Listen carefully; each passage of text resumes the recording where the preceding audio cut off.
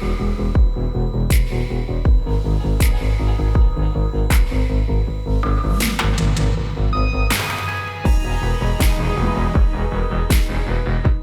is Motorola's new high-end phone, the Moto Edge 50 Pro. This year's Pro model is more of a mid-ranger than a flagship, but does it still pack enough punch to be worth your money? I'm Will for GSM Arena, and let's find out in our Moto Edge 50 Pro review.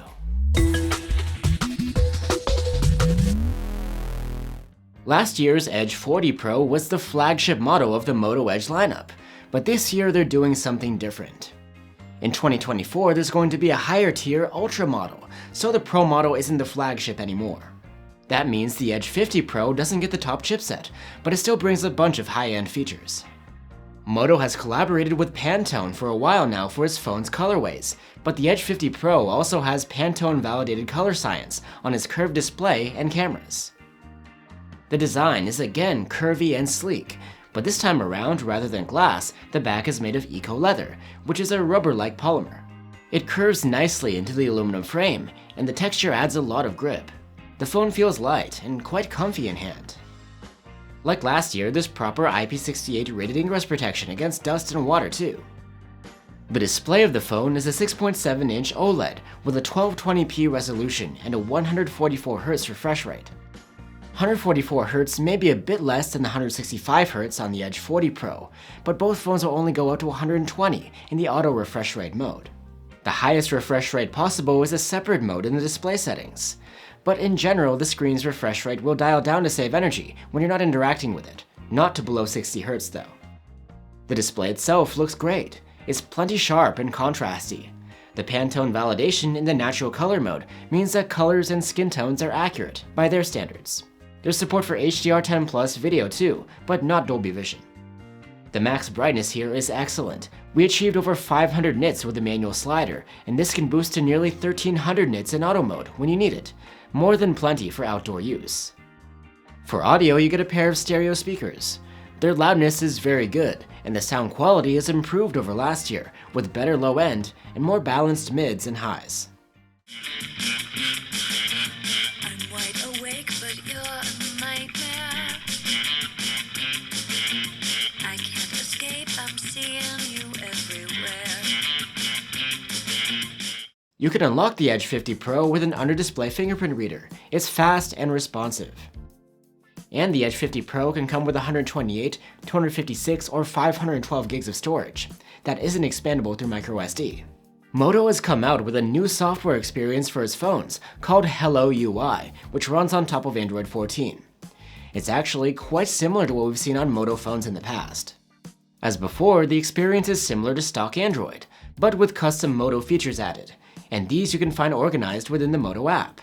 The Moto app has gotten a visual overhaul for Hello UI, but the functionality is all still there, including personalizations, gestures, and security options. One new development is that the Ready For connectivity has been split. Ready For is now for connecting to PCs, and with Moto Connect, you can connect to an external monitor. Also, Hello UI brings an option to create an AI-generated wallpaper. As far as software support goes, Moto promises 3 years of OS upgrades and 4 years of security patches for the Edge 50 Pro. Like I mentioned earlier, this year's Edge Pro model doesn't get the top Android chipset. Instead, it has a higher-end mid-range one, a Snapdragon 7 Gen 3. It isn't underpowered. In benchmarks, it does a good job compared to other mid-range class phones, outscoring popular ones like the Samsung Galaxy A55. And when using the phone, we didn't run into any hiccups or snags. Still, the performance pales in comparison to last year's Edge 40 Pro, which had a Snapdragon 8 Gen 2.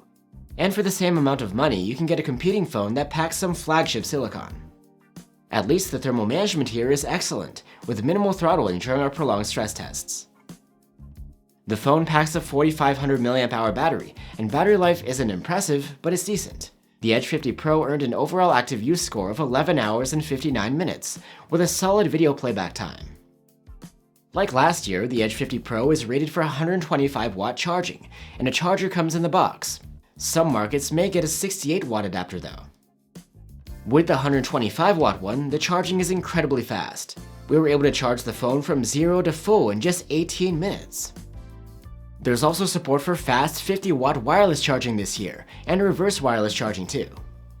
Now onto the cameras. The Edge 50 Pro has a 50-megapixel main cam with a wide f1.4 aperture, a 10-megapixel 3x telephoto, and a 13-megapixel ultra-wide cam with autofocus. Like I mentioned, the color science here has been set up in collaboration with Pantone to be as true to life as possible.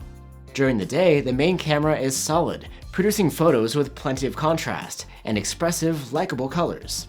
Detail is very good, although some finer things such as grass aren't so natural if you look closely.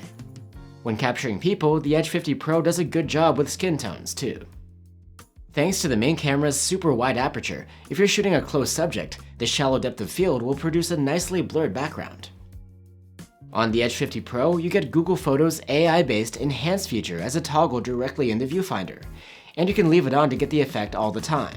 However, if you do shoot this way, you won't save a non-enhanced version on the side if you wanted one. Here's what the enhanced results look like. The main camera captures very good photos in low light conditions. Exposures are balanced and natural looking, and you get reasonably wide dynamic range.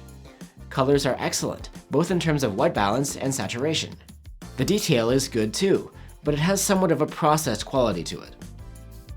The Edge 50 Pro can record video in up to 4K at 30 FPS on all of its cameras. We're not big fans of the quality. The main cam's 4K clips have excessive contrast and pretty harsh tonal extremes. Detail looks overprocessed too. Electronic stabilization is mostly very good, though there were some small imperfections we noticed when panning. In low light, the main camera captures alright videos, with good detail and okay dynamic range, while also maintaining color saturation. The telephoto camera produces good 3x zoomed photos. The detail is decent, and it's rendered naturally. The dynamic range is wide, and colors and skin tones are likable too. The zoom camera is also quite decent as a close-up shooter, though the phone will switch to the main cam if you get too close, unless you're in pro mode.